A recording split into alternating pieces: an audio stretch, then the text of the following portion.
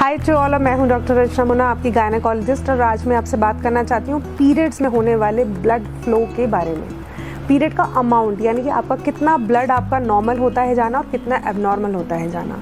तो देखिए, अगर एक पेशेंट जो एक नॉर्मल पेशेंट है उसको नॉर्मली अगर एक दिन में 2 पैड की ज़रूरत पड़ी और 4 दिन तक उसको 2 पैड की ही ज़रूरत पड़ी, यानी कि 8 पैड्स उसने यूज़ किए पूरे साइकिल में, तो दैट इज़ एब्सोल्युटली नॉर्मल।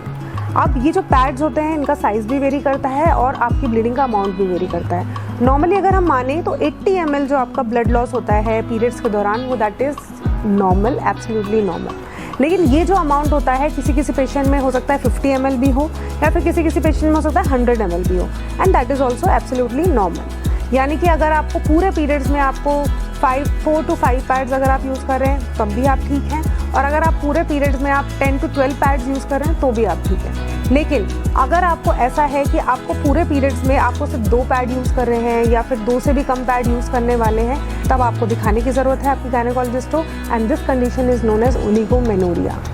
अब दूसरे जो पेशेंट्स होते हैं जिनमें हैवी ब्लीडिंग होती है, तो उनमें हैवी ब्लीडिंग जब अगर होती है तो यानी कि उसको 12 पैड से भी ज़्यादा आपकी साइकिल में यूज़ करने पड़ रहे हैं, हो सकता है एक दिन में वो 3 to 4 पैड चेंज करे, then that is abnormal and that is known as menorrhagia.